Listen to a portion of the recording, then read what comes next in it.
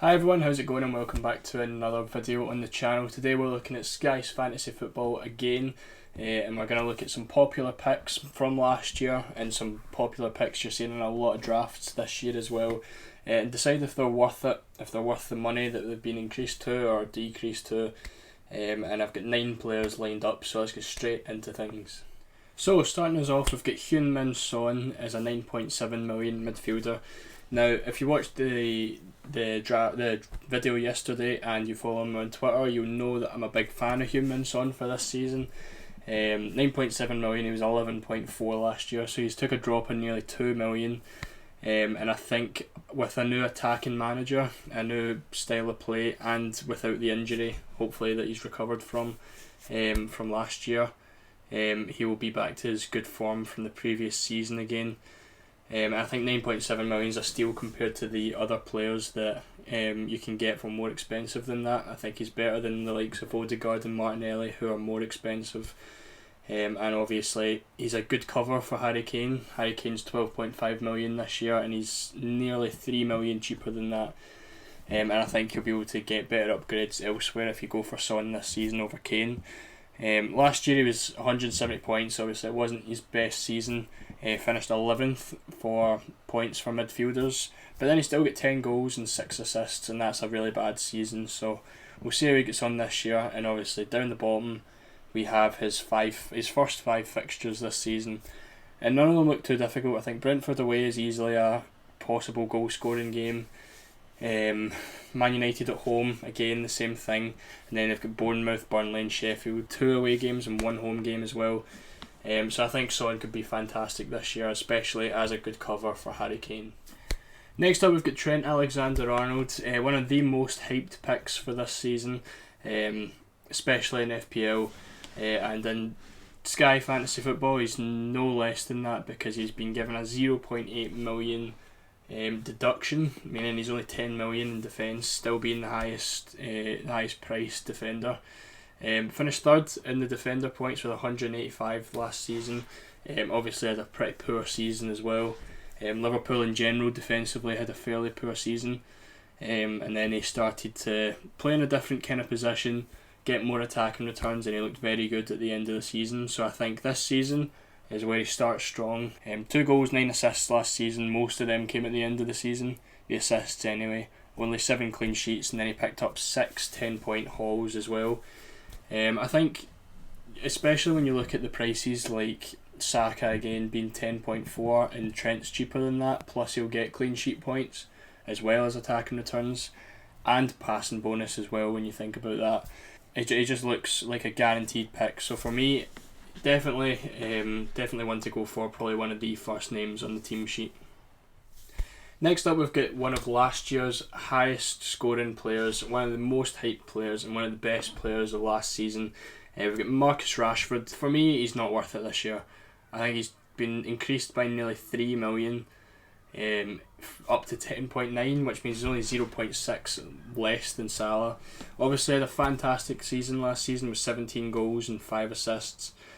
I just don't think at 10.9 million he's going to be worth it, especially when you can get Bruno Fernandes for cheaper. Obviously I'm not saying Bruno Fernandes is better than Rashford, but Rashford doesn't really get the tiers. You would just really be hoping for goals. Obviously he scored 228 points last season, finishing number 2 behind Mohamed Salah, who had a poor season. And I think if he was even like 9.5 million, 10 million, I'd still be maybe not considering him. I think 10.9 million is just way too expensive for someone who scores like 1 goal and then doesn't do much else. I don't know. I don't think he justifies the price tag this year. I think when you can get Trent for 0.9 cheaper, you can get most defenders for a full million cheaper. I don't think they're going to be. Rashford's going to be any better than them. Obviously they've got okay fixtures at the start, but they've got Spurs away and Arsenal away within that, as well as Brighton. I think maybe we can look and see if Rashford's, how he gets on at the start of the season, how he gets on in pre-season, but for now he's a pass for me. Next up, we've got another popular Manchester United player. It's Luke Shaw at 8.8 million. I think he'll be decent, to be honest. I think he's definitely more worth it than Rashford is. You're getting him for 2 million cheaper, 2.1 million cheaper. Obviously, a big price increase from last year, but I think he's probably worth it. He finished 13th last season for defender points, but he did miss the first 7 or 8 games of the season. 1 goal, 2 assists last year, but the main points came from the clean sheets in the past tiers that he got. He gets 6 10-point hauls. I think it looks good. Plus, we've got the Manchester United single game day on game week 1 against Wolves at home. I think that's very likely to be a clean sheet. So I think if you're wanting a captain for that, I would definitely go for Shaw instead of Rashford. I don't think there's many Man United players other than those two, maybe Bruno, that you would want just in general for the game, never mind for a captain day. So I think Shaw has to be in the game week 1 team purely for that captaincy, and I think he's a great option in defence as well. Next up, another popular pick is Callum Wilson at 9.1 million this year. He's a £1.2 million price increase from 7.9. Again, I think he's one of those players that might just be a bit too expensive this year. Him and Isak are at the same price. And I don't know, I think especially with those fixtures, they don't have a single green fixture in the first 5 games. And he scored, obviously he done very well last year. He came 5th in the striker points, 18 goals, 5 assists, 5 10-point hauls. There's no doubt he was good last season, and he probably will be good again this season. I just don't think he's going to be worth it at 9.1 million and with those fixtures, so he's probably a wait and see. Will still be on penalties for Newcastle, but I think once the fixtures change, he's definitely one that could be considered. But for now at 9.1, there's a lot better options you can pick off the start. Next up, we have Bukayo Saka at 10.4 million. I think it's probably a fair price increase for him, to be honest. He had a great season last year, 14 goals, 11 assists and 7 10-point hauls. At 9.5, he was definitely the best Arsenal attacker. Obviously there was people like Odegaard and Martinelli that were popular as well last year. I think they were probably more popular because they were that much cheaper than Saka was. The fact that they're the same price this year, basically, I think they two are a little bit cheaper. Saka's definitely the one to pick over them. I think you definitely don't want to be picking Odegaard, and you definitely don't want to be picking Martinelli, purely because of the prices. I think when you look at the fixtures for Arsenal, there's no reason Saka won't perform.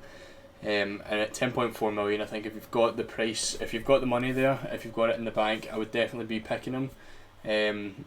But I think you can cover if you want Gabriel at 9.3 and Ramsdale in goal as well. I think you could maybe cover them, but I would try to fit Saka in the team because he looks great, the fixtures are great, and he's been proving himself last season. Next up, we have Declan Rice. Not an Arsenal player yet, not a popular player yet, but I think he will be.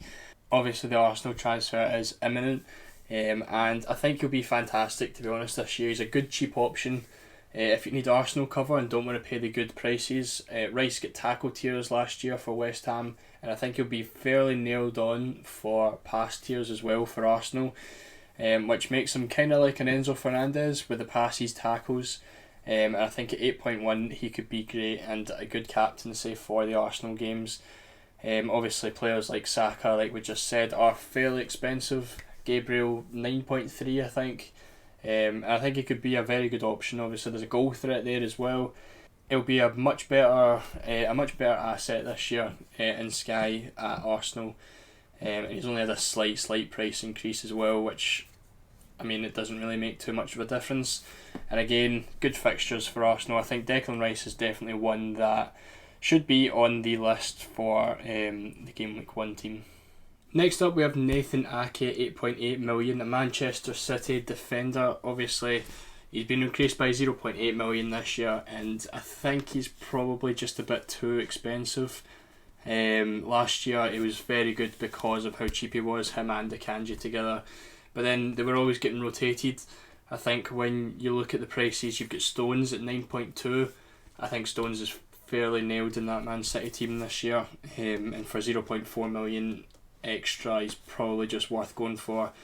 Ake only got 1 goal and 0 assists as well, so he's not much of an attacking threat. Most of his goals came from the clean sheets and the pass tiers that he got last year. I think Stones as well is just nailed on for those anyways.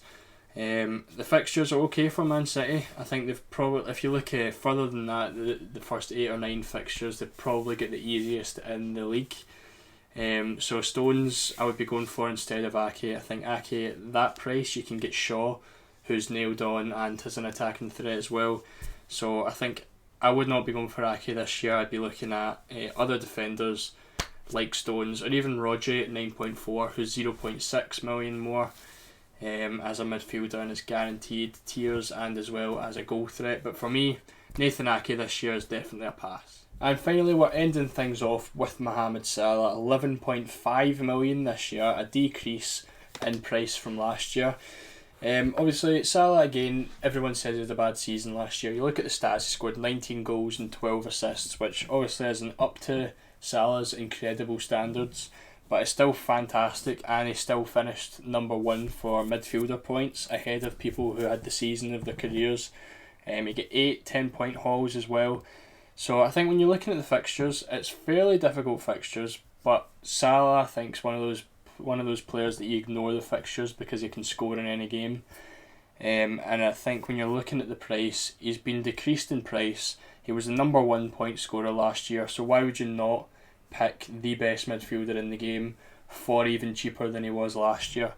I think Salah's... I'm definitely going to have him in my team. I think most people will as well. He's one of those players that you can't not have in your team. I think if you go against him, he's going to punish most people. And again, number 1 midfielder in the game, and he's even cheaper than he was last year, and he was the number 1 midfielder in the game last year.